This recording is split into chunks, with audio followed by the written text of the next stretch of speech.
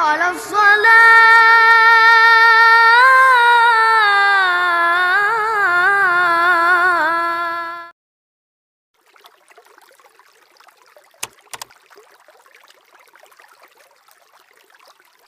Assalamualaikum warahmatullahi wabarakatuh.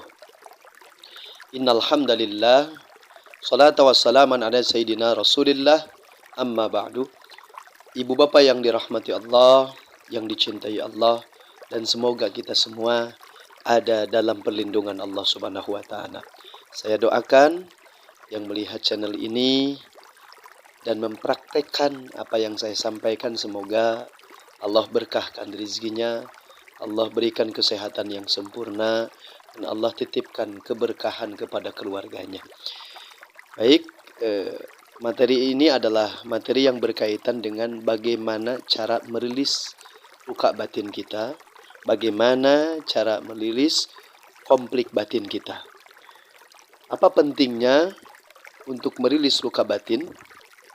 Kepentingannya adalah agar pikiran kita lebih positif, agar semua sampah-sampah emosi, semua kebencian-kebencian, semua yang berkaitan dengan perasaan sakitnya hati kita itu benar-benar terilis. Pada hakikatnya, apa yang terjadi di masa lalu yang menyebabkan hati kita merasa tersakiti, secara prinsip memang tidak bisa hilang, karena memang terekam di ingatan kita, di hati kita. Tapi dengan cara yang insya Allah kita akan praktekkan, ini bisa menjadikan kita menerima apapun yang sudah terjadi pada diri kita, yang pada akhirnya secara tidak langsung itu menjadi proses penyembuhan hati kita. Orang yang melakukan atau mempraktekkan, yang insya Allah kita akan praktek sama-sama nanti, itu insya Allah akan merasakan kenyamanan di dalam batinnya, merasakan kelegaan atau plong di dalam hatinya. Nah, ini bersifat terapi, maka tentunya tidak cukup dilakukan satu kali. Maka ini harus dilakukan berulang-ulang. Usahakan praktek setelah kita selesai mengerjakan sesuatu atau mengerjakan apapun, pekerjaan rumah atau kantor, kita sedang banyak waktu, silakan ambil waktu itu atau manfaatkan waktu itu. Dan kalau bisa sih memang kita menyediakan waktu tertentu untuk bisa merilis luka batin kita. Nah, maka hal yang pertama yang harus dilakukan adalah, pertama, silakan kita praktek. Anda duduk, rileks, duduk tegap, rileks, boleh digoyangkan bahunya, boleh digoyangkan sedikit kepalanya, boleh, silahkan. Nah, setelah itu tutup matanya. Tutup mata Anda, lalu dengarkan apa yang saya katakan. Tutup matanya, bayangkan sakitnya, bayangkan sesuatu yang menjadikan kita marah, peristiwa masa lalu yang menjadikan kita marah. Bayangkan, rasakan emosi itu, rasakan keselnya, rasakan sakit hatinya, rasakan kecewanya, dan rasakan bahwa saya sedang marah, Lalu ikuti ucapan saya. Bismillahirrahmanirrahim.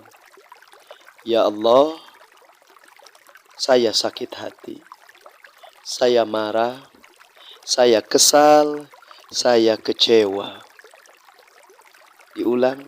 Ya Allah, saya sakit hati, saya kesal, saya marah, saya kecewa. Nah, dalam proses ini nanti akan ada muncul wajah seseorang yang memang orang ini menjadi salah satu penyebab sakit hatinya kita, atau kita pernah berkonflik batin dengan orang ini. Bayangkan saja wajahnya, jangan dilawan, bayangkan saja.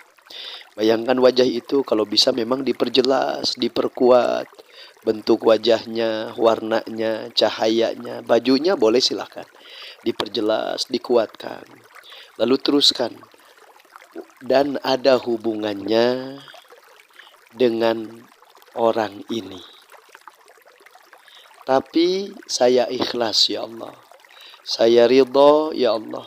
Saya pasrah, saya serahkan semuanya kepadamu. Nah, itu caranya ya. Kita ulang sekali lagi. Yuk duduk.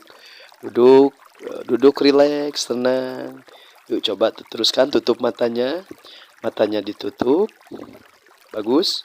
Setelah mata Anda ditutup, coba kita tarik napas dulu. Tarik napas dari hidung, tarik yang dalam, keluarkan lewat mulut secara perlahan.